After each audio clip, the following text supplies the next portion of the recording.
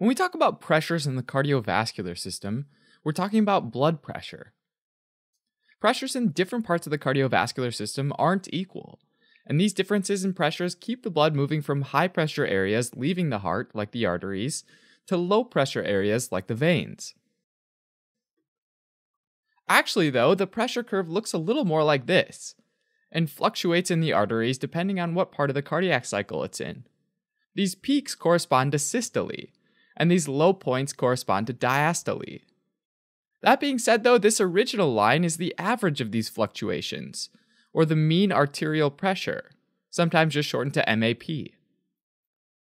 Now, since systole takes up about a third of a single cardiac cycle, and diastole takes up the remaining 2/3 of the cycle, we can calculate the mean arterial pressure at any time by the equation mean arterial pressure equals 1/3 times the systolic blood pressure plus 2/3 times the diastolic blood pressure. So, for example, if the systolic blood pressure is 120 millimeters of mercury, which is the unit we use for blood pressure, and the diastolic blood pressure is 80 millimeters of mercury, plugging the numbers in, this becomes 1/3 times 120 plus 2/3 times 80, or a mean arterial pressure of roughly 93 millimeters of mercury. Another value we can look at is the pulse pressure, which is the difference between the systolic and the diastolic blood pressure. In this scenario, the pulse pressure would be 120 minus 80, or 40 millimeters of mercury.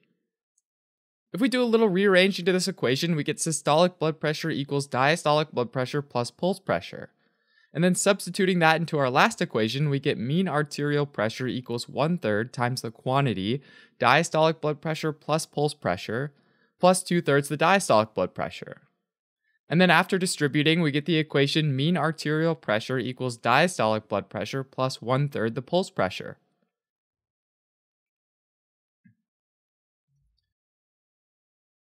Now, looking at these fluctuations on the arterial side, there's a couple important things to notice.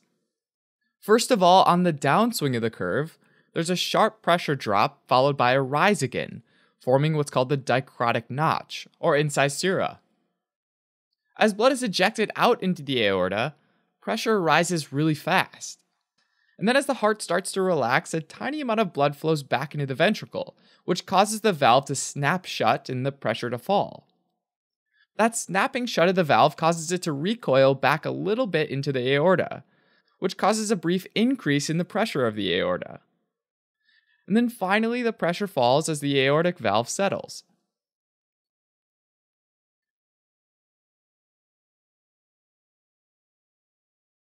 A second interesting thing to notice is that the pulse pressure in the large arteries downstream of the aorta is larger than in the aorta itself. There are a couple of reasons why this happens. One is that the pressure wave from the contraction of the heart travels a tiny bit faster than the blood itself. To help kind of understand this idea, think of the molecules and cells in the blood like Newton's cradle.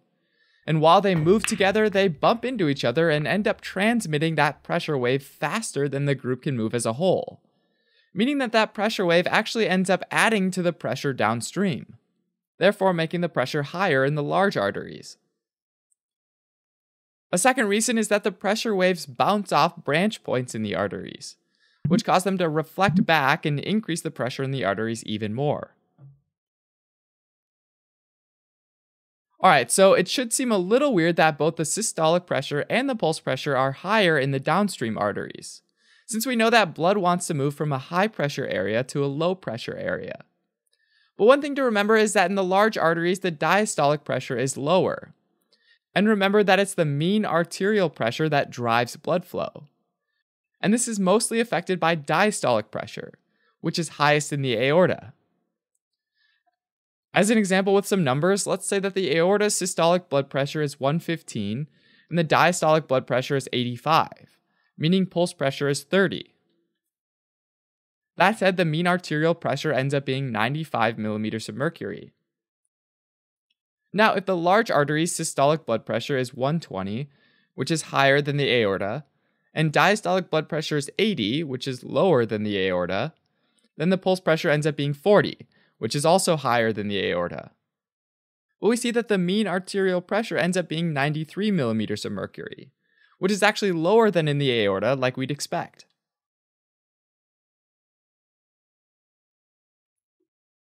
Alright, so as we move out of the arterial tree, the pressure gets lower and lower as the arteries branch out into smaller and smaller arteries, and then arterioles and then capillaries. As those vessels branch into smaller and smaller arterioles, resistance goes up. According to the equation, flow rate Q equals change in pressure, or pressure initial minus pressure final, divided by resistance. With increased resistance, the pressure final or downstream pressure must decrease, which increases the change in pressure and keeps the flow rate constant.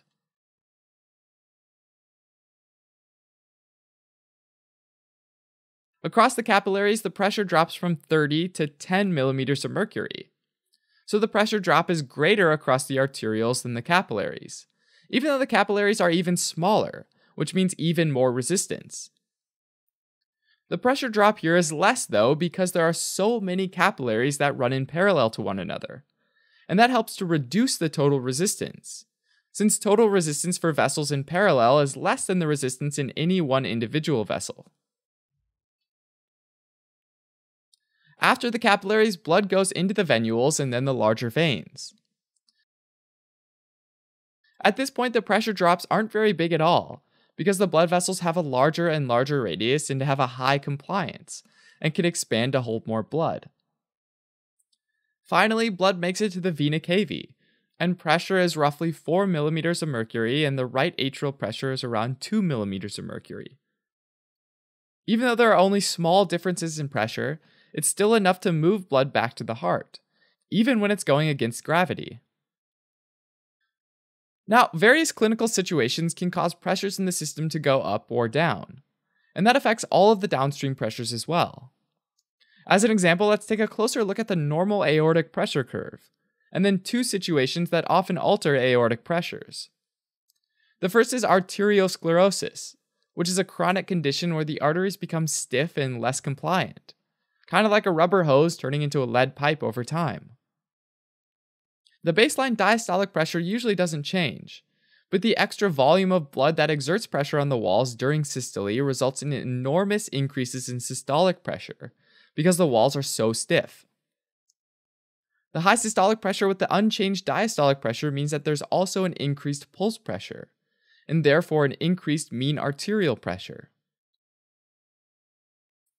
The second example is aortic stenosis, which is a narrowing of the aortic valve which increases its resistance. With increased resistance, the change in pressure must also increase, which means there's a decrease in the pressure after the valve, or the final pressure. The diastolic pressure again remains unchanged, but there's a decreased systolic pressure, decreased pulse pressure, and therefore decreased mean arterial pressure. Alright, so this whole bit that we just talked about is the systemic circulation. But once blood gets to the right atrium, it enters into the right ventricle and the pulmonary circulation. So here in the pulmonary arteries, the pressure is 25 millimeters of mercury during systole and 8 millimeters of mercury during diastole, which means that the mean arterial pressure in the pulmonary artery is 25 times 1/3 plus 8 times 2/3 equals 14 millimeters of mercury. That pressure drops to about 10 millimeters of mercury in the capillaries, to 8 millimeters of mercury in the pulmonary vein, and then 2 to 5 millimeters of mercury in the left atrium. Alright, as a quick recap, vascular pressures drive blood flow because the blood always wants to move from high pressure to lower pressure. The reason that blood pressure falls as the blood moves away from the heart is that blood has to get through many blood vessels, each of which typically offers a little more resistance.